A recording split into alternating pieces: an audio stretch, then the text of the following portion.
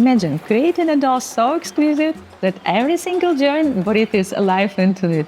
Not just a product of craft, but a genuine piece of art. Today, we are diving deep into the magical world of ball-jointed dolls, where enchantment often walks hand in hand with disappointment. Just like all artificial beauty, the outcome depends on the strength of effort invested. But let's not forget, even the best efforts are not immune to failure. After all, this magical journey can sometimes feel like a roller coaster from love to hate. One moment you are enamored with your creation, and the next you are cursing its very existence. There is nothing worse than something or someone you are just about ready to love suddenly falling short of your expectations. But before we dive in, I want to invite you to be more than just a viewer. I want you to be part of this creative journey. Throughout this video, I will share the technical side of my latest work, Dunia. And I love for you to help shape her character's story. I'll pose questions, present choices, and leave certain parts open-ended so you can share your thoughts and ideas in the comments. Let's co-create Dunia's tale together. Stick around because you will learn my biggest professional secret. If you stay with me for the full 20 minutes without hitting the skip button, you will gain a fundamental understanding of how to make a ball-jointed doll from any material, whether it is air-dry clay or polymer clay, porcelain or even wood. And at the end, I'll answer for your most frequently asked questions, fresh ones. Whether you're a total beginner or a sculpting enthusiast, you will learn the techniques behind BJD sculpting, the materials and the steps to create the truly unique doll. These dolls are not just creations, they have personalities, stories and characters. Let me take you on this journey using Dunia as our guiding example. Her path has been a rocky one, both in her storyline and the production process. There was even a point where I almost gave up, frustrated and convinced I could not save her. But here we are, bringing you a mix of technical mastery and a glimpse into the soul of Dunia. This is an entertaining yet educational episode where I'll take you through each technical step as well as the dramatic story behind the making of Dunia, a doll whose character is born out of real obstacles faced during her creation. Persistence is key, and Dunia's story is one of the triumph of adversity.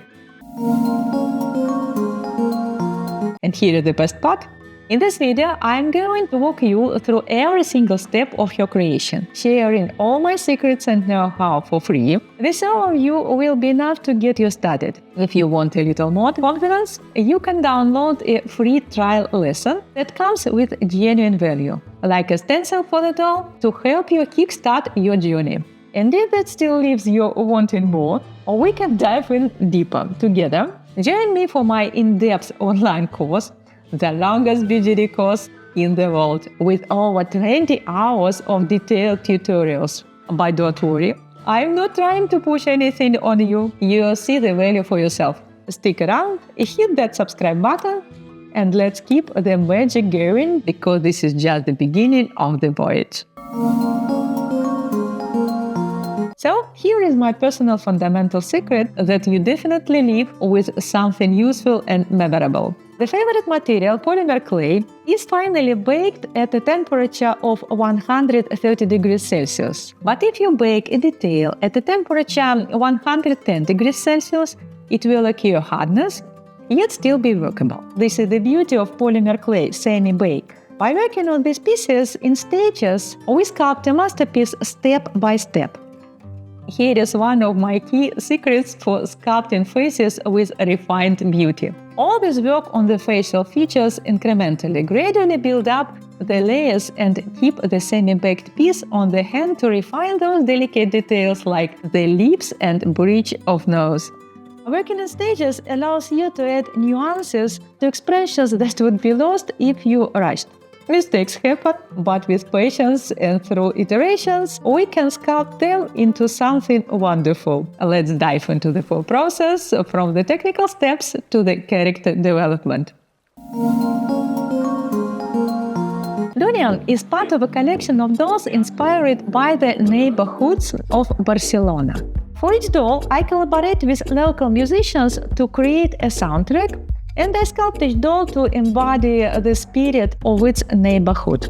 Dunia represents Raval, one of the most complex areas of the city, a neighborhood filled with diversity, grit, and beauty. Drawing the scheme and using stencils. Before we even needed to worry about choosing our materials, it's time to start planning the structure. To get started, you don't even need to burden yourself with picking the right clay. Just use your imagination, a pencil, and a sheet of paper. Ball-jointed doll combines elements of anatomy and mechanics. To create a successful BJD, you must first sketch out the design, both from front and the side views. On these sketches, indicate where each joint will be positioned. Sketch acts as your guide, making it much easier to sculpt accurately. From sketch, we will create stencils. The stencils are key in achieving proper proportions and ensuring that both left and right sides of the doll match. But really, the doll begins not with clay, but with a sheet of paper. You need to decide beforehand what your doll will look like, then draw her. Use the drawing to create a stencil and constantly refer to it as you sculpt, gradually trimming or adding clay to meet the control lines. This needs to be done in two perpendicular planes.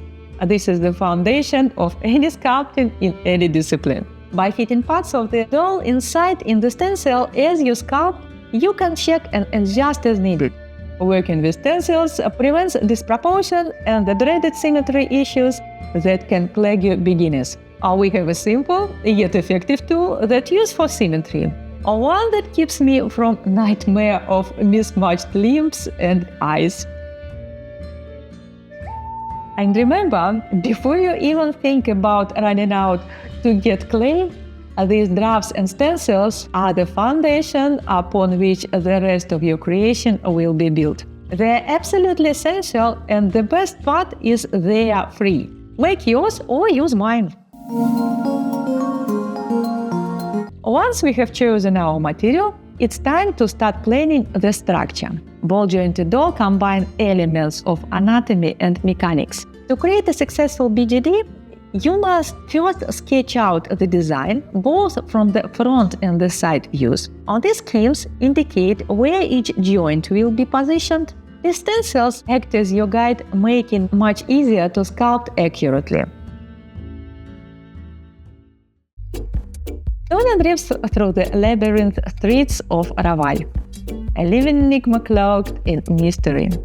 Her eyes, deep pools reflecting the city's hidden corners, hint at stories untold. Each day she rides a different bicycle, always borrowed, never hers. She is a muse for artists who paint her likeness on Raval's walls. And her tattoos, a mix of Latin American motifs and Barcelona emblems, conceal scars from a past filled with harsh realities, as eclectic as the neighborhood itself. Why do you think she does this? What could all this vibrant eclecticism possibly mean? I'd like to hear your interpretation in the comments. I chosen the right material. The choice of material is one of the most important decisions in creating a BJD. There are many options, including polymer clay, air-dry clay, porcelain, or even wood. Each material has its own characteristics, benefits, and challenges. Today, I want to focus on polymer clay, which is ideal for beginners because of its flexibility and strength. What I am telling you here applies equally well to air-dry clays and baking polymer clays, and I cannot even be a stage in creating a prototype for a series made from any material. My doll Dunia is made from a mix of two different types of polymer clay, Ceramide and Super Sculpting. Polymer clay is soft, pliable, and becomes solid once baked in a regular household oven. It has the advantage of being quite sturdy after baking, lively in texture, and you don't have to wait days for it to dry. Just pop it into the oven for 20 minutes and you are good to go. On my channel, I will soon have a video where I compare Cernit and Super Sculpting individually. I use polymer clay specifically for creating prototypes of porcelain or wooden dolls. Even if you plan to make a doll out of bronze, for those complex projects, you first need an experienced prototype, ideally crafted from polymer clay, which is my preferred method. However, different types of clay have distinct properties. Cernit, for example, has a wider color palette and a smooth finish, while Super Sculpting is easier to knead and shape. For Dunia, I mixed the two clays to achieve the perfect combination of properties: strength, workability, and color. At one point, I thought I'd try my hand at a bit of alchemy. The result was, well, let's just say it was what you had expected from an experiment. I wouldn't recommend trying at home. All tricks performed in this video are done by professional stunt doubles. Let's briefly compare Cernit and Super Sculpting by size and price, color palette, workability, semi-bake and sanding, and sunlight sensitivity. I have a question for you. Have you worked with polymer clay before? Which brand do you prefer and why? Let's share our experiences to help each other choose the best material. Remember, if you need to remove large amounts of clay, slightly warming the piece in the oven to about 80–90 degrees Celsius will soften it and make cutting easier. But be careful, polymer clay in this state is very fragile. Additionally, you need to avoid pressing too hard, as it can dramatically alter the geometry of the piece.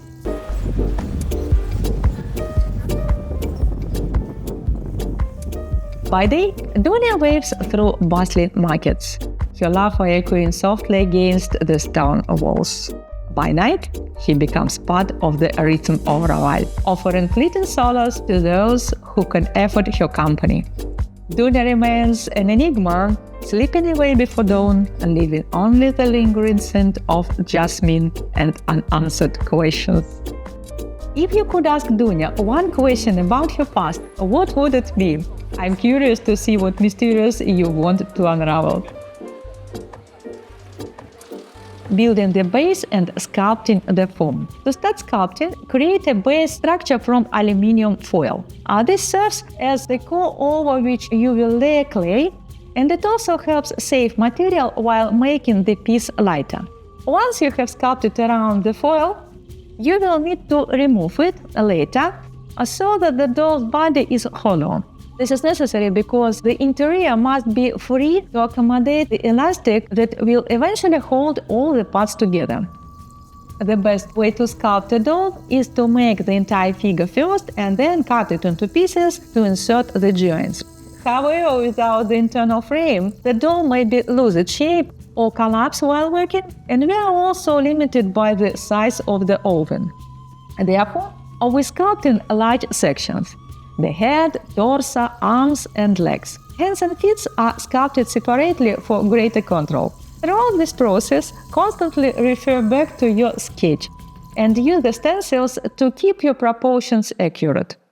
Is artistic training or understanding of anatomy necessary to succeed? Not at all. Anyone can master BJD sculpting with time and practice.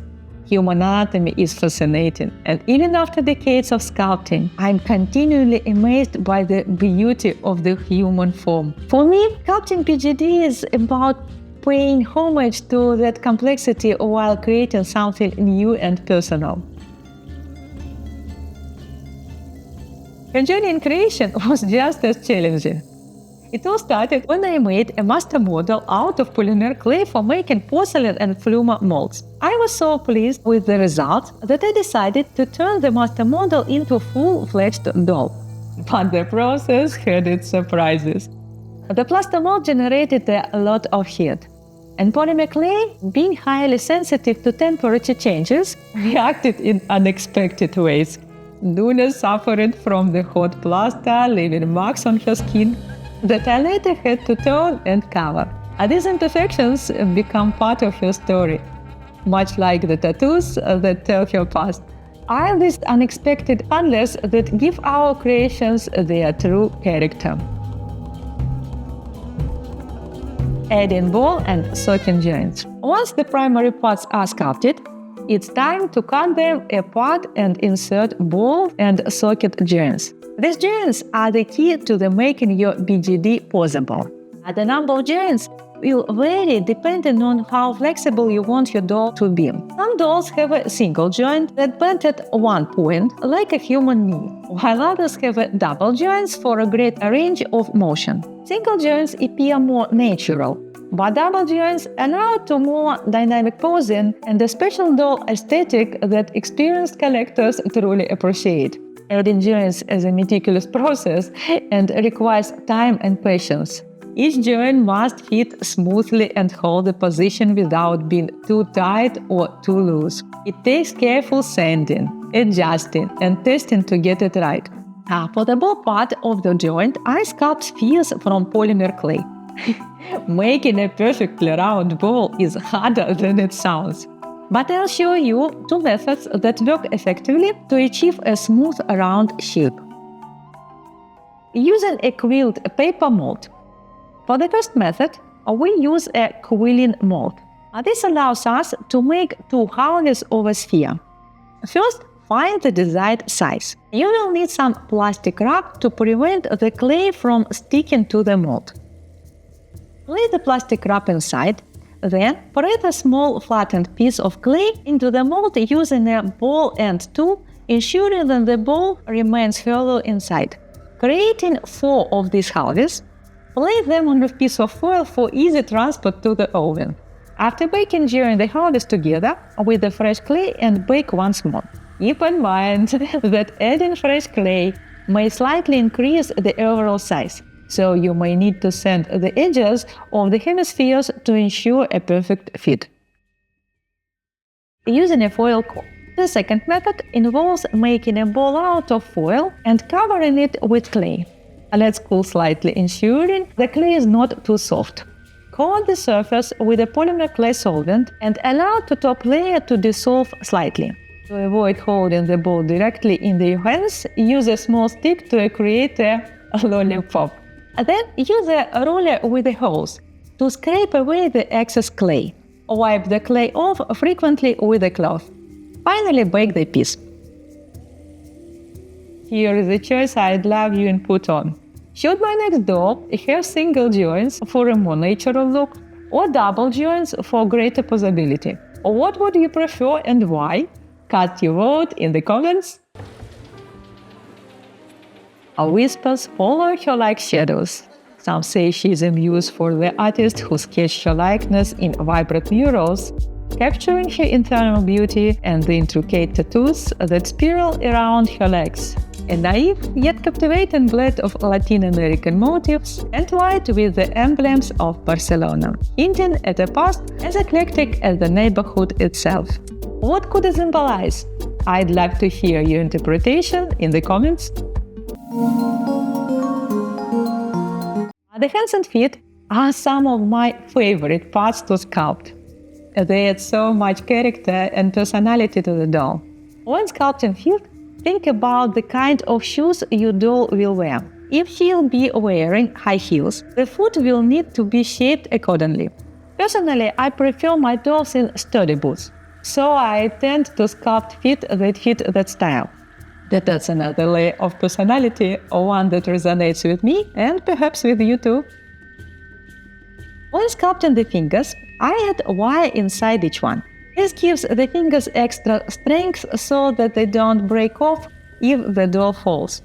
Trust me, it's a lifesaver, especially for those delicate, expressive fingers that add so much life to your doll.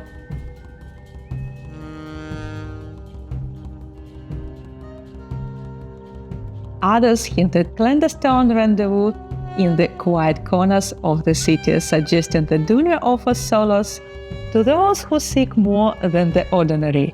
Her companionship, a fleeting escape from reality.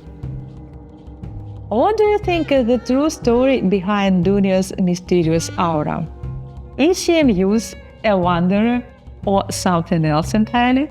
Share your theories below, and let's build her story together.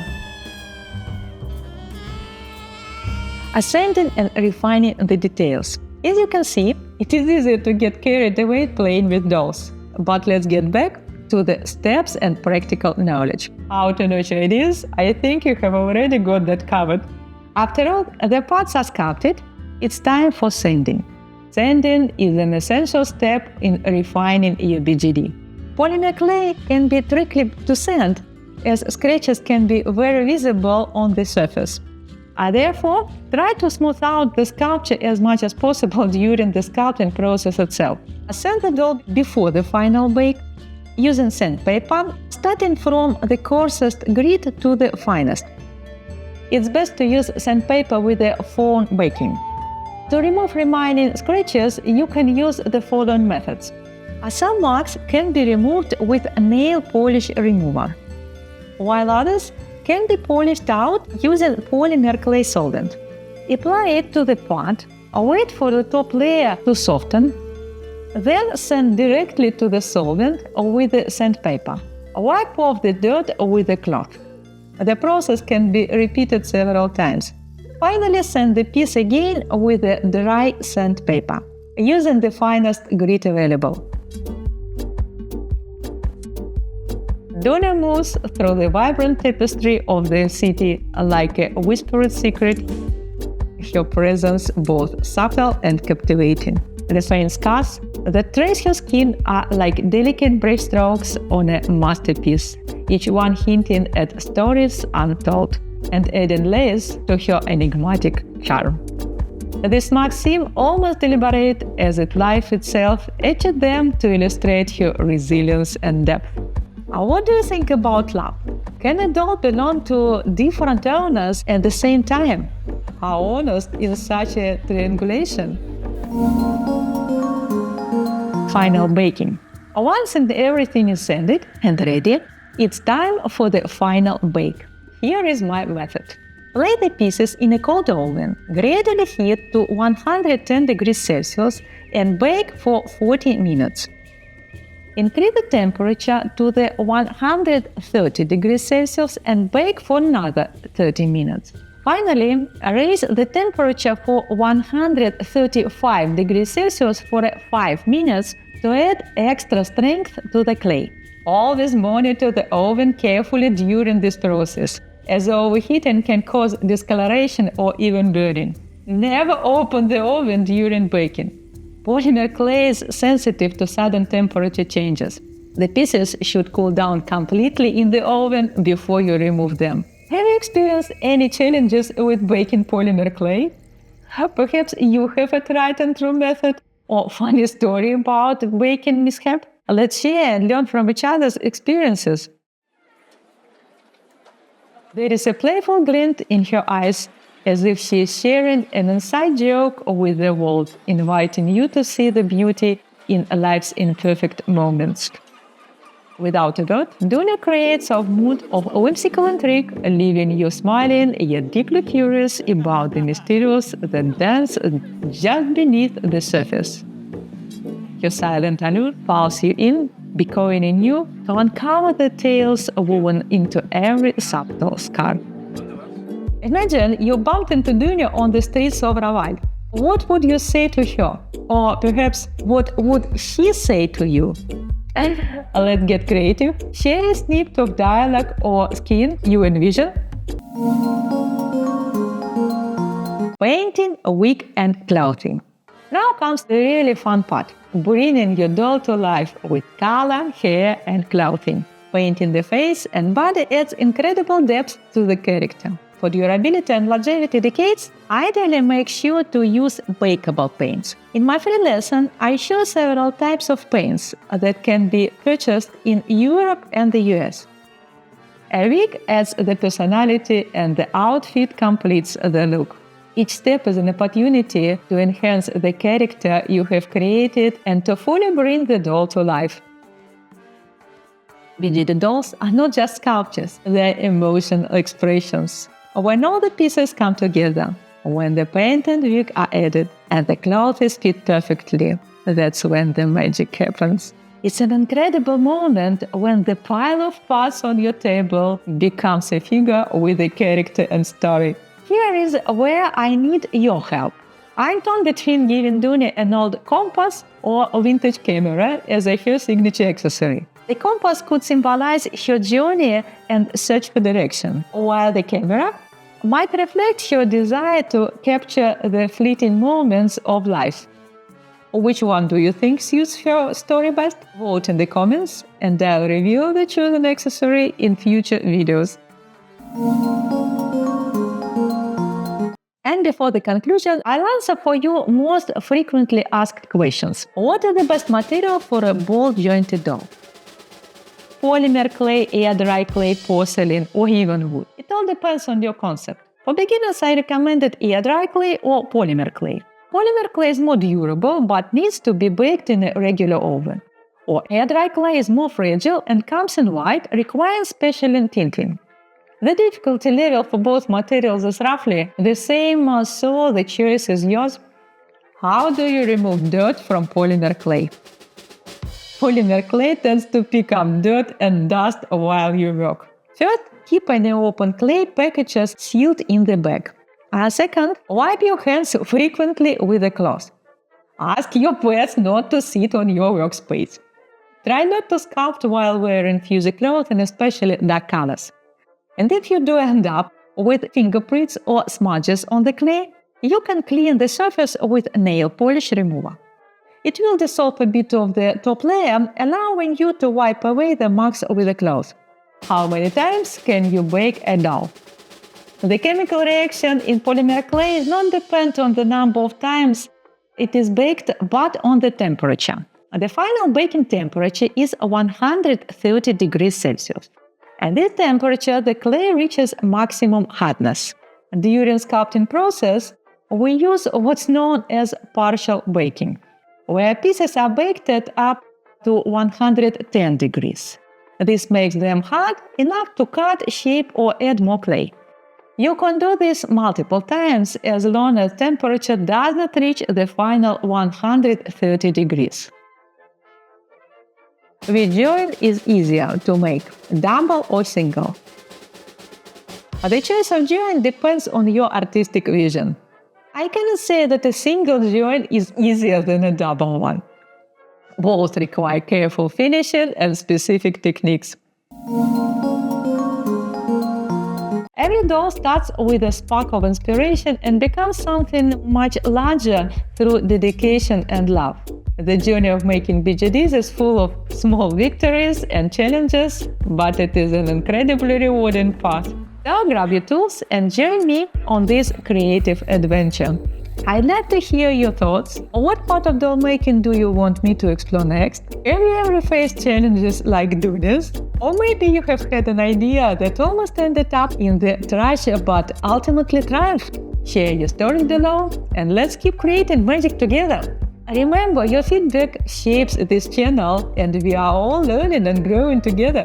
By incorporating your ideas, questions and choices, we are not just crafting a doll. We are building a community of creators and storytellers. Thank you for being part of this journey, and I cannot wait to see where our collective imagination takes us.